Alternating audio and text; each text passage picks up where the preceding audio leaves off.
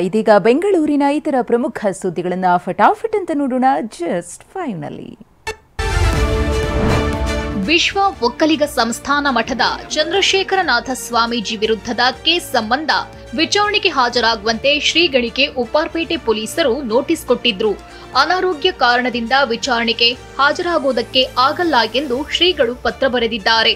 ನಾನು ಕ್ಷಮೆ ಕೇಳಿದ್ರೂ ಕೂಡ ಈ ರೀತಿ ಕೇಸ್ ದಾಖಲಿಸಿದ್ದಾರೆ. ಮಠಕ್ಕೆ ಬಂದ್ರೆ ಉತ್ತರ ಕೊಡ್ತೇನೆ ಎಂದು ಶ್ರೀಗಳು ತಿಳಿಸಿದ್ದಾರೆ. ಆರ್ಆರ್ ನಗರ ಶಾಸಕ ಮುನಿರತ್ನ ವಿರುದ್ಧ ಲಗ್ಗೆರೆ ವಾರ್ಡ್ನ ಮಾಜಿ ಕಾರ್ಪೊರೇಟರ್ ಮಂಜುಳಾ ಹಾಗೂ ನಾರಾಯಣಸ್ವಾಮಿ ದಂಪತಿ ಗಂಭೀರ ಆರೋಪ ಮಾಡಿದ್ದಾರೆ. ನನ್ನ ಅಶ್ಲೀಲ ವಿಡಿಯೋ ಮಾಡೋಕೆ ಮುನಿರತ್ನ ಷಡ್ಯಂತ್ರ ಮಾಡಿದ್ರು. ಕೊನೆಗೆ ನಾವಿಬ್ರು ಇರೋದನ್ನ ಚಿತ್ರೀಕರಿಸಲು ಬೆಡ್ರೂಮ್ಗೆ ಕ್ಯಾಮೆರಾ ಇಡಲು ಮನೆ ಕೆಲಸದವರಿಗೆ ಕೋಟಿ ಆಫರ್ ಕೊಟ್ಟು ಪ್ರಯತ್ನಿಸಿದ್ರು ಅಂತ ದಂಪತಿ ಆರೋಪಿಸಿದ್ದಾರೆ. ಈ ಸಂಬಂಧ ಮೊನ್ನೆಯಷ್ಟೇ ದಂಪತಿ ನಂದಿನಿ ಪೊಲೀಸ್ ಠಾಣೆಗೆ ದೂರು ನೀಡಿದ್ರು. ಅನುದಾನದ ಕಡಿತದ ವಿರುದ್ಧ ಫೆಡರೇಷನ್ ಆಫ್ ಬ್ಲೈಂಡ್ ಅಸೋಸಿಯೇಷನ್ ಹೋರಾಟ ನಡೆಸುತ್ತಿದೆ. ಈ ಹಿಂದೆ ವಿಶೇಷ ಚೇತನರಿಗೆ ರಾಜ್ಯ ಸರ್ಕಾರ 54 ಕೋಟಿ ಮೀಸಲಿಟ್ಟಿತ್ತು.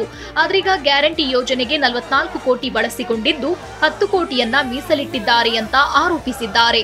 ಫ್ರೀಡಂ ಪಾರ್ಕ್ನಲ್ಲಿ ಜಿಟಿ ಮಳೆ ನಡುವೆಯೂ ವಿಶೇಷ ಚೇತನರು ಪ್ರತಿಭಟನೆ ನಡೆಸಿದ್ರು.